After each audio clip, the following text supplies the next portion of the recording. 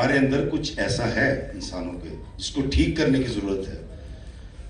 تو میں یہ سمجھتا تھا کہ میں بڑا طاقتور اور بڑا اچھا آدمی ہوں اور مجھ سے بہتر کوئی ہے نہیں. تو جب بابا جی اشفاق صاحب جیسے اور میرے ابا مرحوم جیسے، کیونکہ آپ تمام کی اندر جو اچھائیاں ہیں وہ آپ کے ماں باپ نے بوئی تھی، پنیری انہوں نے لگائی تھی.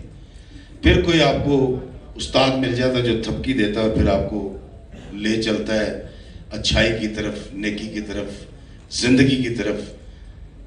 تو بابا جی اشفاق صاحب نے جب پہلی بار میری ڈیوٹی لگائی تھی تو وہ انہوں نے کہا تھا کہ کاکا تو نے آج پی ٹی وی کے اندر سب کی تعریف کرنی ہے اور پھر میرے پاس آنا ہے. اور وہ کہہ کے زاویے کی ریکارڈنگ پہ چلے گئے. اب میں پریشان، میں کتنے لوگوں کی تعریف کرا، ہو سکتا ہے میں کرا ایدی کمیں. 1 گھنٹہ چند لوگوں کی تعریف کرنے کے بعد جب میں اشفاق صاحب سے ملا تھا تو جب اسٹوڈیو میں آپ جاتے نا تو وہ ریڈ ہو جاتی لائٹ. اسٹوڈیو کا دروازہ کھلا ہے، مجھے کہتے ہیں ابھی تعریف کی تھی. میں کیا ہو کہتے ہیں ہم تو 15 دن یہی کام کرنا، لوگوں کی تعریف کرنی ہے تے داستان سنائے آ جائیں.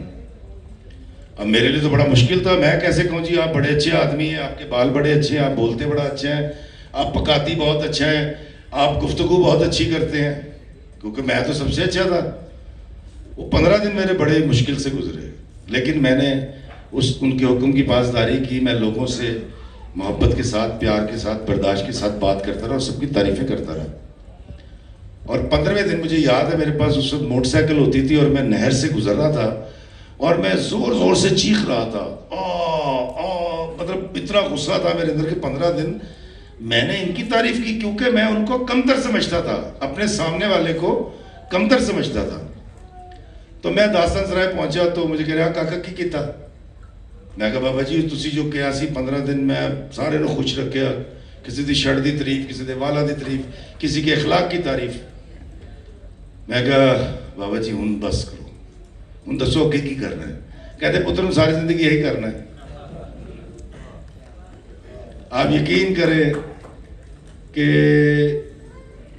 بڑا کٹھن تھا. میں اکثر لوگوں کو بتاتا ہوں کہ یہ جو دیکھیں ہم 2 طرح کے روحانی لوگوں کو جانتے ہیں. ایک وہ ہیں جو پیر ہوتے ہیں اور ان کے بارے میں ہم نے دیکھا بھی اور ہم جانتے بھی ہیں کہ ایک پیر پورے مجمع کو، اپنے بچوں کو، اپنے کسی بھی شاگرد کو علم عطا کر دیتا ہے. ایسا ہم جانتے ہیں، ہمارے یہاں ہوتا ہے.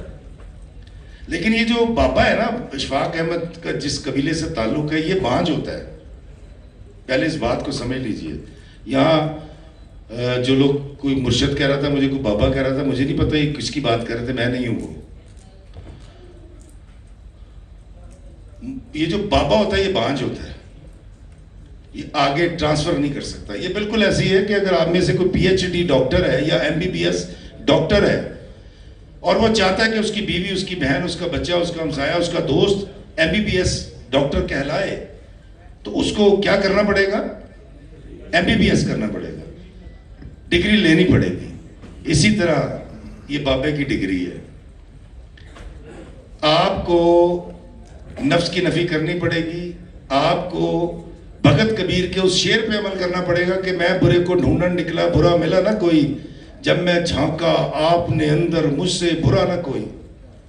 تو پھر کہیں جا کے آپ کی زندگی میں شاید 1-2 اور پھر مرنے کے بعد شاید کوئی یہ مان جائے یار ہے بابا سی ہے، بڑے چنگی گل کرتا سی. تو میں نے بابا جی اشفاق صاحب سے سیکھا خوش کیسے رہنا ہے. میں نے سیکھا کہ کیسے ذہنوں پر اضافی بوجھ اٹھا کر نہیں پھرنا. ہمسائی کی کر دیئے، ہمسایہ کی کر دیا، انہوں کو گڈی کیڑی ہے، کسی دی تھی دوڑ گئی، کسی نے کوٹھی بنا لی، میں کی کرا؟ میں یہ اضافی بوجھ کیوں اٹھاؤں کہ وہ رشوت سے کما رہا ہے؟ اس نے 2 نمبری کی تھی، اس نے قبضہ کیا تھا، میرا کی کم ہے. میں اکثر بابا جی اشفاق صاحب فرمایا کرتے تھے جب پینڈا لمبا کٹنا ہوئے، سفر اگر لمبا کرنا ہو نا، طے کرنا ہو، تو کندھوں پر قدورتوں، دلوں میں قدورتوں اور نفرتوں کے بوجھ اٹھا کر نہیں چلنا چاہیے. انسان تھک بھی جاتا ہے، منزل پہ پہنچ بھی نہیں سکتا.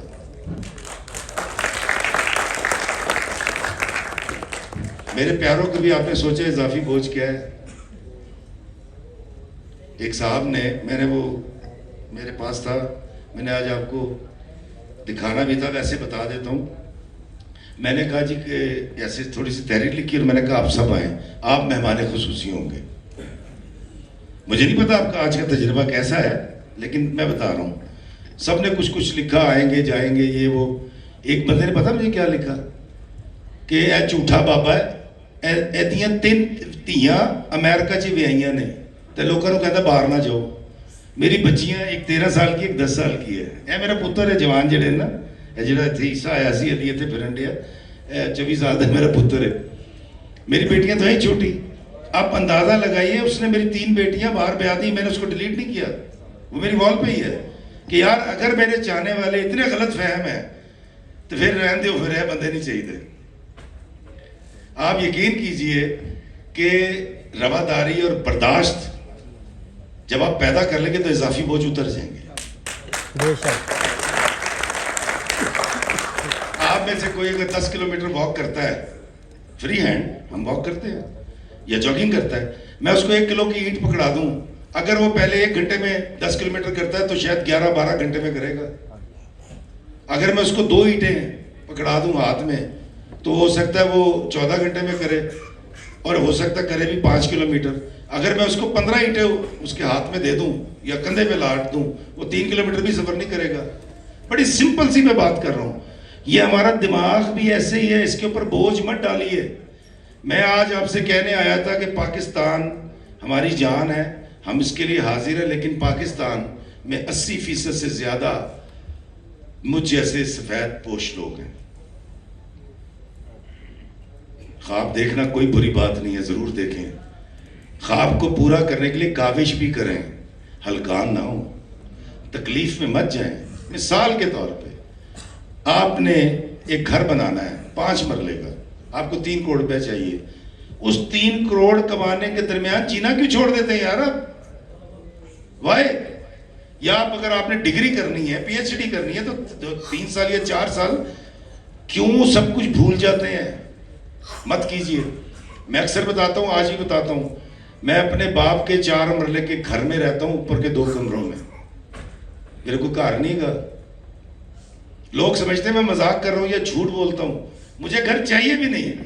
میں 53 سال کا ہو گیا, 58 چ لگ گیا. مان لیا آپ کی دعاؤں سے 10 سال جی لوں گا. یار 10 سال نہیں 5 کروڑ میں انویسٹ کر دوں جڑا میرے کو ہے بھی نہیں.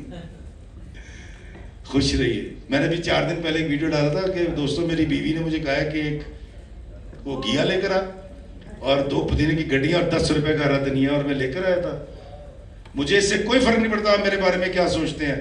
مجھے یہ ضرور فرق پڑتا ہے کہ میرا اللہ مجھے جانتا ہے کہ میں کیا کر رہا ہوں, کیا سوچتا ہوں, اور وہی جزا اور سزا دے گا.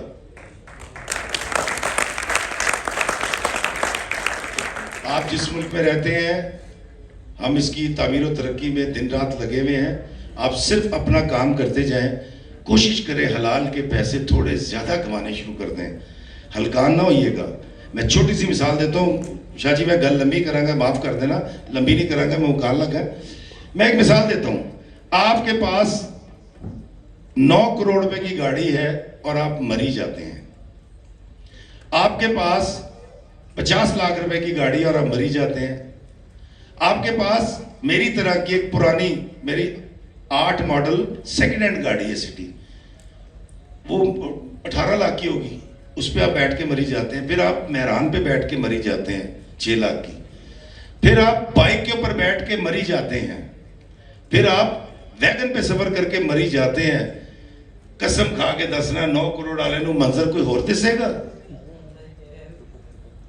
جو پیدل آنے والے کو منظر نظر آتا ہے وہی منظر 9 کروڑ روپے کی گاڑی والے کو نظر آتا ہے. میری جیسا پیدل جا کے وہاں بھنگڑے ڈال کے کہہ سکتا ہے کہ وہ بدل آ گئے نے. امیر آدمی تو یہ کرنا بھی نہیں ہے, کہے گا بیگم کلاؤڈز بہت اچھے لگے. جیئیں. مجھے آپ دیکھتے نہیں, میں دنیا میں وہ دنیا کے آخری کونے میں گیا, میں وہ گانا گا رہا تھا, ایک بنجارا گائے جیون کے گیت سنائے, ہم سب جینے والوں کو جینے کی راہ دکھائے. میں قسم کھا کے کہتا ہوں کہ معاف کر دینا, برداشت کر لینا, اضافی بوجھ نہ اٹھانا آج سے شروع کر دیں. ہم جس ملک میں رہتے ہیں ابھی بہت جلدی حالات کچھ نہیں بدلیں گے, کوئی چمتکار نہیں ہوگا.